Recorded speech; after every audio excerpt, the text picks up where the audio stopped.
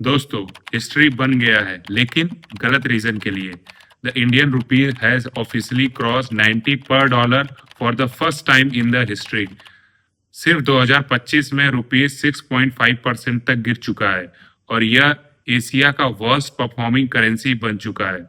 हर कोई पैनिक में है। पेरेंट्स सोच रहे हैं कि बच्चों की फॉरेन की फीस कैसे भरे जाएगी और मार्केट में हेडलाइन यही चल रहा है कि आरबीआई अब फेल हो चुका है। लेकिन रुकिए, इंडिया के पास 687 बिलियन डॉलर के फॉरेन रिजर्व है, दुनिया में फिफ्थ लार्जेस्ट है।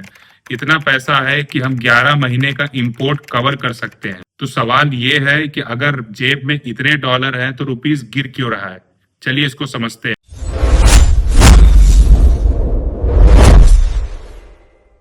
रुपीज इसलिए नहीं गिर रहा है कि इंडिया कमजोर है।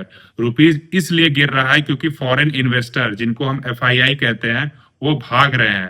2025 में फॉरेनर्स ने इंडियन इक्विटी से अकेले 18.4 बिलियन डॉलर निकाल लिए हैं। This is the worst year on record. आज इंडियन मार्केट में फॉरेन ओनरशिप गिरकर 16.9% रह गई है, जो पिछले 15 साल में सबसे कम है।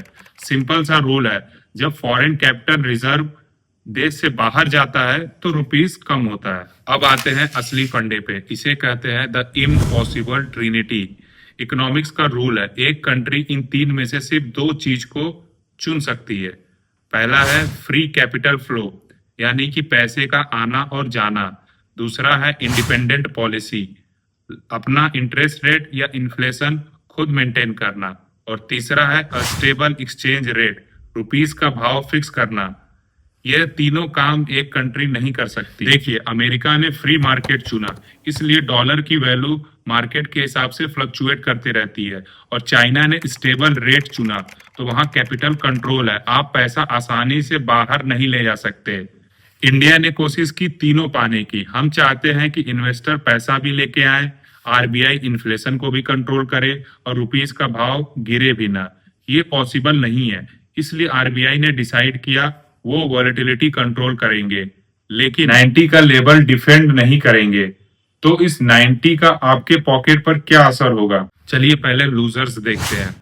अगर आप स्टूडेंट हैं और यूएस जा रहे हैं तो पहले $20,000 की जो सेमेस्टर फीस है वो 83 के रेट पर 16.5 लाख थी। आज वही 90 के रेट पर करीब 18 लाख है। बिना किसी वजह से आपकी फीस करीब 1.5 लाख रुपए बढ़ चुकी है। और इंडिया अपना 85% ऑयल इंपोर्ट करता है, तो पेट्रोल महंगा होगा। चलिए हम पिक्चर का अब दूसरा साइड देखते हैं, द विनर्स। आईटी कंपनियां जो डॉलर में कमाती हैं, उनका प्रॉफिट मार्जिन बढ़ चुका है। Pharma export 30 billion dollar hit कर गया है, क्योंकि इंडियन माल अब सस्ता हो चुका है। और अगर आपके रिलेटिव अब्रॉड में है तो India receive 129 billion dollar in remittance, जो कि वर्ल्ड में सबसे अधिक है। उनके भेजे हुए पैसे की अब वैल्यू बढ़ चुकी है, तो अब इंडियंस की परचेजिंग पावर बढ़ चुकी है। इस वीडियो को खत्म करने से पहले मैं चाहता हूं कि आप दो बात को समझे जो एक साथ सच है।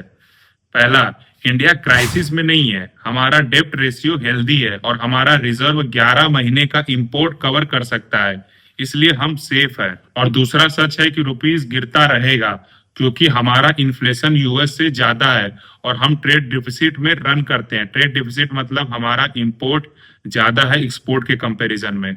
तो जब फंडामेंटल्स अलग होंगे तो करेंसी की वैल्यू एडजस्ट होगी ही।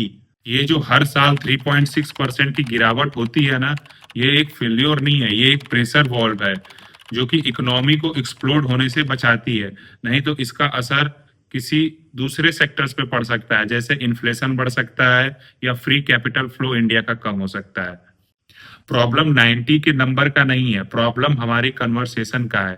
हम पैनिक करते हैं जब रुपीस गिरता है और सेलिब्रेट करते हैं जब रिजर्व बढ़ते हैं। लेकिन असली प्रॉब्लम क्या है? हम असली सवाल मिस कर रहे हैं। क्या हम इस टाइम का सही यूज कर रहे हैं? देखिए, actually reserve by time, but unfortunately they don't change the fundamentals. याद रखिए, रिजर्व आपकी ऑयल डिपेंडेंसी या ट्रेड डिफिसिट या सप्लाई चेन को इम्प्रूव नहीं कर सकते। यह सिर्फ हमारे लिए वक्त खरीद सकते हैं, और दोस्तों, वक्त आखिरकार खत्म हो ही जाता है। मैं हूं शुभम सिंह और ये था आज के रुपीस के गिरने का फंडा। अगर आपको यह वीडियो पसंद आया तो वीडियो को लाइक करें और चैनल को सब्सक्राइब करें। जय हिंद।